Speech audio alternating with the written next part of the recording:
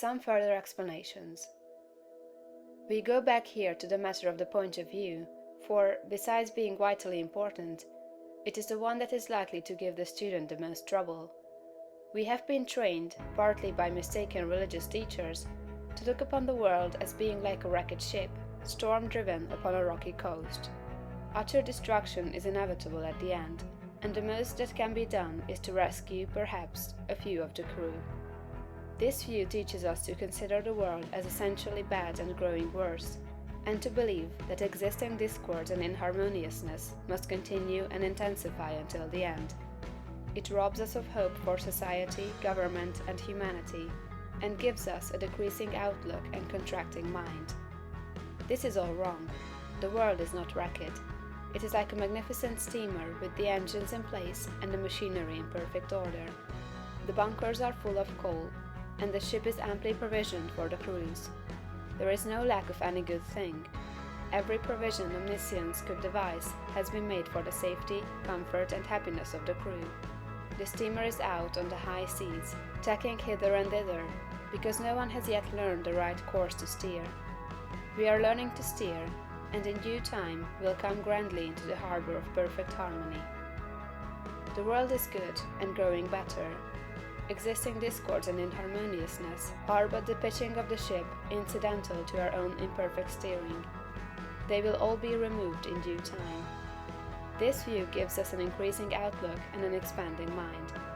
It enables us to think largely of society and of ourselves, and to do things in a great way. Furthermore, we see that nothing can be wrong with such a world or with any part of it, including our own affairs. If it is all moving on toward completion, then it is not going wrong. And as our own personal affairs are a part of the whole, they are not going wrong. You and all that you are concerned with are moving on toward completeness. Nothing can check this forward movement but yourself, and you can only check it by assuming a mental attitude that is at cross purposes with the mind of God. You have nothing to keep right but yourself. If you keep yourself right, nothing can possibly go wrong with you, and you can have nothing to fear. No business or other disaster can come upon you if your personal attitude is right, for you are a part of that which is increasing and advancing, and you must increase and advance with it. Moreover, your thought form will be mostly shaped according to your viewpoint of the cosmos. If you see the world as a lost and ruined thing, you will see yourself as a part of it, and as partaking in its sins and weaknesses. If your outlook for the world as a whole is hopeless, your outlook for yourself cannot be hopeful. If you see the world as declining toward its end, you cannot see yourself as advancing. Unless you think well of all the works of God, you cannot really think well of yourself, and unless you think well of yourself, you can never become great. I repeat that your place in life, including your material environment, is determined by the thought form you habitually hold of yourself. When you make a thought form of yourself, you can hardly fail to form in your mind a corresponding environment. If you think of yourself as an incapable, inefficient person, you will think of yourself with poor or cheap surroundings. Unless you think well of yourself, you will be sure to picture yourself in a more or less poverty-stricken environment.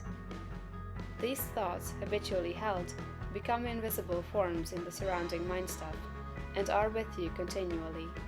In due time, by the regular action of the eternal creative energy, the invisible thought forms are produced in material stuff, and you are surrounded by your own thoughts made into material things. See nature as a great living and advancing presence, and see human society in exactly the same way. It is all one, coming from one source, and it is all good. You yourself are made of the same stuff as God. All the constituents of God are parts of you. Every power that God has is a constituent of man. You can move forward as you see God doing. You have within yourself the source of every power. End of chapter 16.